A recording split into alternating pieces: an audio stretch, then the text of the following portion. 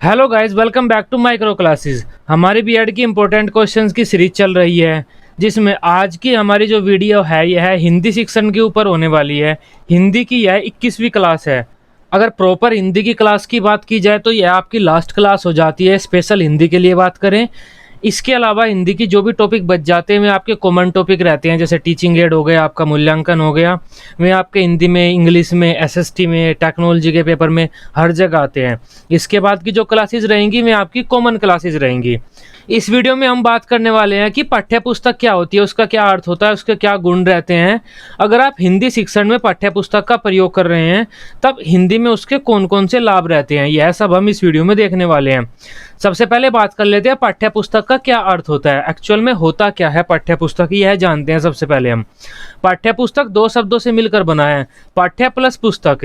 अब पाठ्य के अगर अर्थ की बात करें हम तब हो जाता है हमारा पढ़ने योग्य कोई सामग्री। पाठ्य का मतलब पढ़ने योग्य कुछ है, और पुस्तक का मतलब किसी लिखित जानकारी का एक समूह या फिर किसी एक लिखित जानकारी का संगठित रूप हमारा हो जाता है पुस्तक। पढ़ने योग्य सामग्री तथा लिखित जानकारी का संगठित रूप, ये आपका मतलब हो जाता है पाठ्य पुस्तक के दोनों शब्दों का। अगर दोनों शब्दों को हम जोड़ दें तब हमें पाठ्य पुस्तक का जो शाब्दिक अर्थ प्राप्त होता है वह हो जाता है किसी विषय की जो पढ़ने योग्य सामग्री होती है उसका लिखित संगठित रूप जो होता है उसे हम पाठ्य पुस्तक कह देंगे। इस प्रकार हम कह सकते हैं कि किसी विषय के ज्ञान को अगर हम एक पुस्तक के रूप में संगठित करके प्रस्तुत करें तब जो पुस्तक हमें मिलेगी वह पाठ्य पुस्तक रहेगी हमारी। पहले हमने शाब्दिक अर्थ दिया, फिर अपने शब्दों में अर्थ दिया। अब बात कर लेते हैं जो स्कॉलर्स ने परिभाषाएं दी हैं। डगलस के अनुसार बहुत सारे विश्लेषण वगैरह करने के बाद जो फाइनल विश्लेषण हुआ है, फाइनल डिसीजन निकला है, शिक्षकों ने पाठ्य पुस्तक को क्या मान लिया है, मैं क्या पढ़ाएंगे और मैं कैसे पढ़ाएंगे, इस चीज़ की आधारशिला मान लिया है शिक्षकों ने। मैं शिक्षक हूँ, मैंने पाठ्य पुस्तक को अब क्या मान लिया है, मैं क्या पढ़ाऊंगा और कैसे पढ़ाऊंगा, उस चीज़ का आधार। बैकन ने क्या कहा है, पाठ्य पुस्तक विशेषज्ञों द्वारा बहुत ही सावधानी से तैयार की जाती है। क्यों तैयार करते हैं? क्योंकि हमारी यह शिक्षण में काम आने वाली है तथा शिक्षण की जो युक्तियां हैं इससे लैस होती है, सुसज्जित होती है यह पाठ्य पुस्तक। पाठ्य पुस्तक के बारे में हमने अर्थ वगैरह बता दिया। थोड़ा बहुत आप और लिखना चाहते हैं पेपर में अपने यह लिख सकते हैं, पाठ्य पुस्तक साध्य नहीं है, साधन है। साध्य होता है हमारा लक्ष्य, लेकिन साधन होता है हमारा माध्यम जिसके द्वारा हम अपना लक्ष्य प्राप्त करते हैं। लक्ष्य है हमारा ज्ञान की प्राप्ति, माध्यम है हमारा पाठ्य पुस्तक। इस वजह से पाठ्य पुस्तक तो हमारा साधन हुआ, लेकिन साध्य हुआ हमारा लक्ष्य है। तो पाठ्य पुस्तक एक साध्य नहीं है, वर्तमान समय में साधन माना जाता है। इसे, ये क्या ऐड हो गया, इसे आप हटा सकते हैं। अनुदेशनात्मक सामग्री के रूप में सर्वाधिक प्रयोग होने वाली चीज़ें पाठ्य पुस्तक ही है। मतलब बच्चों को जो हम पढ़ा रहे हैं, अनुदेशन देते हैं, उन्हें इंस्ट्रक्शन देते हैं, सर्वाधिक चीज़ें जो प्रयोग होती हैं वो पाठ्य पुस्तक ही है। बच्चों के लिए बहुत महत्वपूर्ण है, पाठ्यक्रम की जानकारी देती है। शिक्षकों के लिए बहुत महत्वपूर्ण है, क्या पढ़ाना है, कैसे पढ़ाना है, कब पढ़ाना है, कितना स्ट्रक्चर रहना है और किस लेवल तक का पढ़ाना है। काफ़ी कुछ की जानकारी यह शिक्षकों को और बच्चों को दोनों को देती है। शिक्षक और बच्चे जो हमारे शिक्षार्थी व शिक्षक है, दोनों के लिए यह बहुत ही महत्वपूर्ण है। इसके बाद थोड़ा सा ऐतिहासिक पृष्ठभूमि अगर आप पेपर में लिखना चाहते हैं लिख सकते हैं। पहले लिखने की कोई प्रणाली नहीं थी, पहले सिर्फ मौखिक भाषा हुआ करती थी। सब ज्ञान को रटा करते थे, कंठस्थ किया करते थे, रटा करते थे, बच्चों को भी रटवाया करते थे।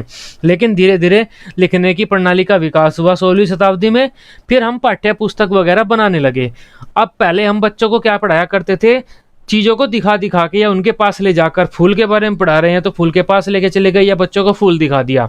लेकिन जब किताब आ गई सबने क्या करने लगे, किताब में फ़ोटो वगैरह बना दिए, बच्चों को किताब दिखा दी, किताब में फ़ोटो दिखा दिया उस फूल का।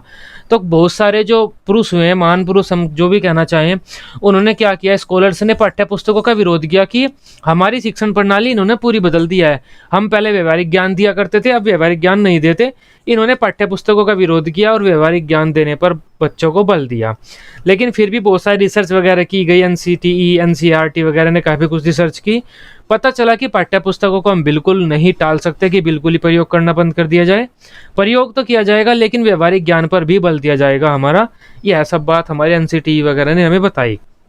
यह पाठ्य पुस्तक की आपकी हिस्ट्री थी। अब बात कर लेते हैं एक अच्छी पाठ्य पुस्तक के क्या क्या गुण रहते हैं। शॉर्ट क्वेश्चन जो आपका होता है वहाँ पे मोस्ट इम्पोर्टेंट आता है यह है। इसके साथ ही जो आपका लॉन्ग क्वेश्चन आ जाए पाठ्य पुस्तक के बारे में लिखिए, वहाँ पर भी आप ये लाइनें सारी लिख सकते हैं। हेडिंग बना के लिखना चाहें हेडिंग बना के लिख सकते हैं, शॉर्ट में आता है तो पॉइंट में भी आपका काम चल जाएगा।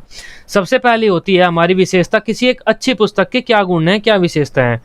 जो हमारी अच्छी पुस्तक है वह इस प्रकार की होनी चाहिए जो बच्चों को ज्ञान प्रदान करती हो, कोई आलतू फालतू की बात न बताती हो, जिस विषय की पाठ्य पुस्तक है उस विषय का ज्ञान प्रदान करे बच्चों को। दूसरी विशेषता होती है, उसका दूसरा गुण होता है कि जो बच्चों की पूर्व ज्ञान है, रुचि है, उनके मानसिक स्तर है उसके अनुरूप होनी चाहिए। बच्चों ने 6th क्लास में क्या पढ़ा है, 7th क्लास की हमारी पाठ्य पुस्तक 6 के आधार पर होनी चाहिए। ऐसा नहीं है हमने बच्चे 10th क्लास में क्या पढ़ते हैं उसके आधार पर 7th क्लास की पाठ्य पुस्तक बना दी, वो तो गलत हो जाएगा।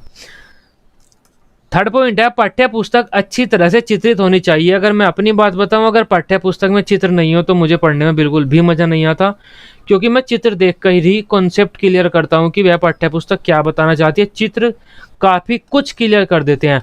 अब पाठ्य पुस्तक में चित्र क्यों दिए होते हैं, इस वजह से नहीं दिए होते, आप उस चीज़ को देख लो यह कैसी है। नहीं, पाठ्य पुस्तक में हम अमूर्त चीज़ें बताते हैं, वे आपके सामने नहीं होती। जो चित्र हैं उन अमूर्त चीज़ों को मूर्त रूप प्रदान करने का कार्य करते हैं।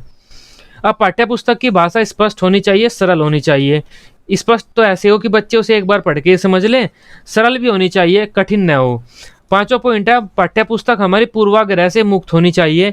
ऐसा नहीं है किसी लेखक की उसमें ज़्यादा तारीफ की गई है, किसी दूसरे लेखक की ज़्यादा बुराई कर दी। पूर्वाग्रह, जो हम एक पक्ष को ज़्यादा अच्छा मान लेते हैं, दूसरे पक्ष को बुरा मान लेते हैं, ऐसे से नहीं होना चाहिए।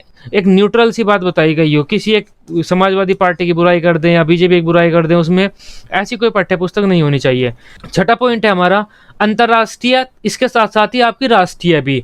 हमारी विश्व बंधुता भावना को बढ़ाने के लिए प्रेरित करे, ऐसी होनी चाहिए हमारी पाठ्य पुस्तक, जो हमें भारत में ही दूसरे प्रदेशों के लोग या दूसरी संस्कृति के लोग, उनके साथ एक अच्छा रिश्ता हमारा पैदा करने में सहायक हो। उनके साथ ऐसा ना हो कि हमारी उनकी बुराई बताए, हमारी बुराई उन्हें बताए, उनकी बुराई हमें बताए, हम आपस में लड़ मड़ कर जाएं। ऐसी होनी चाहिए। दूसरे देशों की भी अच्छाई वगैरह क्या है उनसे भी लैस होनी चाहिए हमारी पाठ्य पुस्तक।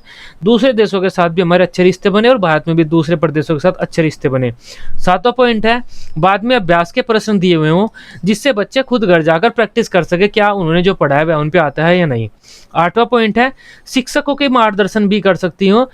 अगर किसी शिक्षक को कोई चीज़ समझ में नहीं आ रही तो वह पाठ्य पुस्तक पढ़ के समझ सके, अच्छा ही है मुझे इस तरह से इन बच्चों को इतनी बतानी है। नवा पॉइंट हमारा हो जाता है ये ज्ञान के स्थायीकरण कर सके, मतलब जो हम बच्चे ज्ञान ग्रहण कर रहे हैं उस ज्ञान को स्थायी कर सके।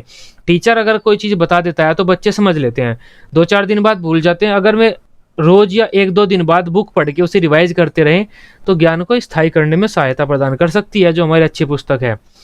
10वां पॉइंट हमारा हो जाता है मौलिक चिंतन, मतलब कुछ नया चिंतन, सृजनात्मकता वगैरह के लिए पृष्ठभूमि तैयार करती है। मौलिक का मतलब होता है कोई नई चीज़, सृजनात्मकता वगैरह के लिए पृष्ठभूमि तैयार करे, बच्चों को क्रिएटिव कर दे, नई नई चीज़ें पढ़ाए, उसमें नई नई चीज़ें चित्र वगैरह दिखाए जो भी।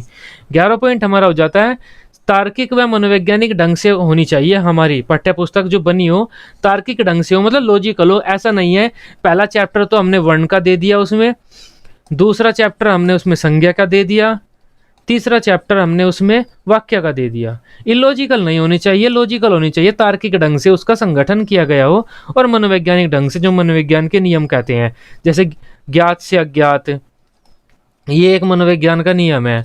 पहले हम ऐसी चीज़ें रखेंगे अपनी पाठ्य पुस्तक में जो बच्चे जानते हैं, दूसरे नंबर पर ऐसी चीज़ें रखेंगे हम जो बच्चे नहीं जानते। 12वां पॉइंट हमारा हो जाता है व्याख्या, स्पष्टीकरण, उदाहरणों आदि का पूरा प्रयोग होना चाहिए उस पाठ्य पुस्तक में, और इनके द्वारा जो भी चीज़ उसमें लिखी गई है उसे सरलीकरण के माध्यम से, मतलब अच्छा सरल कर देना चाहिए। कोई टॉपिक अगर पाठ्य पुस्तक में लिखा है, व्याख्या कर दो, उसकी स्पष्टीकरण कर दो, उदाहरण दे दो, जिससे वह सरल हो जाए, बच्चों के समझ में आ जाए। नेक्स्ट पॉइंट हमारा होता है भाषा शैली में सरलता, स्पष्टता और प्रभावशीलता होनी चाहिए। अच्छी शैली होनी चाहिए उसकी, सरल होनी चाहिए, स्पष्ट होनी चाहिए, प्रभावशाली। शैली डल नहीं हो, स्पष्ट शैली हो उसकी, जो भाषा लिखने की जो शैली है। 14वां पॉइंट हमारा हो जाता है पाठ्य पुस्तक हमारी ऐसी होनी चाहिए जो बच्चों में स्वाध्याय की जो भावना है उसे विकसित करे, बच्चे खुद पढ़ने का प्रयास करें। अरे हम तो खुद पढ़ेंगे सर, मजा आता है हमें पढ़ने में इस बुक को, इस तरह से। 15वां पॉइंट है उसका मुद्रण, प्रिंटिंग अच्छी हो, बच्चों की समझ में आए। ऐसा नहीं है एक शब्द यहाँ पर लिखा है राम और वहीं हल्का सा ऐसे नीचे भी उसके एक हल्का सा राम लिख दिया, तो यह समझ में नहीं आ रहा क्या हो रहा है। कलर ब्लेंडिंग वगैरह हो जाती है ना, कलर वगैरह सही प्रिंटेड हो। सुविधाजनक हो उसका आकार, शब्द इतने बड़े बड़े भी ना हो कि मैं दिखे ही नहीं, और इतने बड़े बड़े भी ना हो कि 5 ही लाइन आपके एक पेज पर आए। उसका आकार जो शब्दों का है वह सुविधाजनक हो, इसके साथ ही पुस्तक का आकार भी सुविधाजनक हो। ऐसी लंबी सी हम पुस्तक न बना दें और ऐसी मोटी पुस्तक न बना दे जो बच्चे उसे देखते डर जाएं। आकार भी सुविधाजनक हो, शब्दों का भी आकार जो उसमें लिखी हुई है और उस पुस्तक का भी आकार। ये थे हमारे एक अच्छी पुस्तक के क्या गुण होने चाहिए। आप हिंदी के टीचर हैं, आपको एक हिंदी की पुस्तक दे दी जाती है कि इस पुस्तक से हिंदी पढ़ाओ, तब वह पुस्तक आपका क्या लाभ करेगी या हिंदी शिक्षण में वह किस प्रकार उपयोगी सिद्ध होगी, उसके बारे में बताइए। यह भी लॉन्ग क्वेश्चन आपका आ जाता है कि हिंदी शिक्षक के रूप में आप पाठ्य पुस्तक का किस प्रकार प्रयोग करेंगे या उनका क्या महत्व होता है। यह आपकी हेडिंग है, जितनी लिखना चाहिए आप लिख सकते हैं।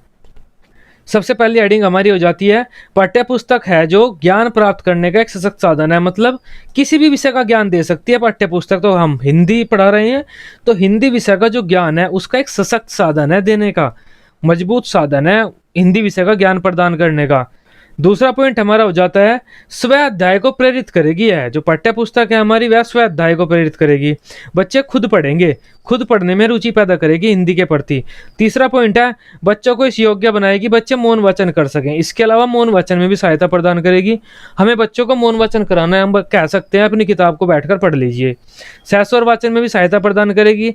बच्चों को बोल बोल कर पढ़ाना सिखाना है हमें, हम उन्हें कह सकते हैं आपकी किताब में जो यह चैप्टर है इस चैप्टर को आप पढ़ लीजिए। नेक्स्ट पॉइंट हमारा हो जाता है, छात्रों के भाषा के ज्ञान को विस्तार देंगी या फिर छात्रों की भाषा को विस्तार देंगी। जितना टीचर ने ज्ञान दे दिया है बच्चों को, जितनी भाषा टीचर ने बच्चों को पढ़ा दी है हिंदी, अब बच्चे घर जाकर क्या करेंगे, उस पाठ को पढ़ेंगे, अपनी किताब को पढ़ेंगे तो और ज़्यादा ज्ञान ग्रहण होगा उन्हें हिंदी के बारे में। तो जो भाषा उन्होंने सीखी थी कक्षा में उसे विस्तार मिल जाएगा, बच्चों के भाषा ज्ञान को विस्तार प्रदान करेगी। छठा पॉइंट है, भाषा व सामाजिकता को बढ़ावा प्रदान करेगी। मतलब भाषा, मतलब एक तो भाषा को बढ़ावा मिलेगा हमें और दूसरा सामाजिकता को बढ़ावा मिलेगा, क्योंकि भाषा हम लिखते हैं, एक तो भाषा पढ़ेंगे तो बढ़ावा तो भाषा को मिलेगा। अब भाषा में हम जो भी चैप्टर वगैरह पढ़ रहे हैं वो किसी समाज के बारे में तो होगा, उसमें अच्छी बातें लिखी हुई होंगी तो बच्चों का सामाजिक विकास भी होगा, सामाजिकता को बढ़ावा मिलेगा। सातवां पॉइंट है, जो साहित्य है हमारा, वर्तमान साहित्य तथा पूर्व साहित्य दोनों के प्रति छात्रों में रुचि पैदा होगी। हिंदी की किताब इस प्रकार भी लाभ देगी, जो हिंदी का साहित्य है बच्चों में रुचि पैदा कर दे हिंदी के साहित्य के प्रति। आठवां पॉइंट है हमारा, जो ज्ञान बच्चों ने ग्रहण कर लिया है उसे स्थायी करने में सहायता प्रदान करेगी हिंदी का ज्ञान। नौवां पॉइंट हमारा हो जाता है, हिंदी को शुद्ध रूप में प्रस्तुत करेगी। अब शिक्षक क्या पता उसे अपनी थोड़ा सा जो उसके मदर टंग है उसका प्रयोग कर रहा हो, या जो बच्चों का मदर टंग है उस बच्चों की मदर टंग का भी शिक्षक प्रयोग कर रहा हो पढ़ाते टाइम, लेकिन जो पुस्तक है, जो हमारी पाठ्य पुस्तक है, वह हिंदी को शुद्ध रूप में प्रस्तुत करेगी बच्चों के सामने। शुद्ध हिंदी ऐसी होती है। 10वां पॉइंट हमारा हो जाता है, भाषा का जो वैविध्यपूर्ण वातावरण है उसे प्रदान करेगी। भाषा का मतलब अलग अलग संदर्भों में भाषा को प्रदान करेगी। कोई प्रोज आ जाएगी, कोई पोएट्री आ जाएगी, कभी तो हम कोई पाठ पढ़ा देंगे, कभी कोई कविता पढ़ा देंगे, कभी कोई कहानी पढ़ा देंगे, कभी कोई नाटक पढ़ा देंगे। बच्चों को भाषा में विविधता ला देगी। वो एक प्रकार की भाषा ही बच्चों को नहीं समझाएगी और रोज दिखाएगी, अलग अलग प्रकार की भाषा के रूप बच्चों को दिखाएगी हमारी पाठ्य पुस्तक जो है। आई होप पाठ्य पुस्तक क्या होती है उसका लाभ मैं तो आप सब कुछ समझ पाए होंगे। ये बीएड के लिए जो हिंदी पेडागोजी की क्लासेज होनी थी यह उसकी लास्ट वीडियो थी। इसके बाद कॉमन क्लासेस शुरू होंगी, मैं आपके हर सब्जेक्ट में काम करेंगी, हिंदी में भी काम आएंगी। प्लेलिस्ट में आपको सभी क्लासेज मिल जाएंगी। आई होप आप इस टॉपिक को समझ पाए होंगे और हिंदी आपकी अब अच्छी हो गई होगी। वीडियो आपको अच्छी लगी हो आप इसे अपने बीएड ग्रुप्स में शेयर कर सकते हैं। बीएड की इसी तरह से अन्य विषयों की भी डेली क्लासेज लेने के लिए आप इस चैनल को सब्सक्राइब कर सकते हैं। Till then bye bye, take care.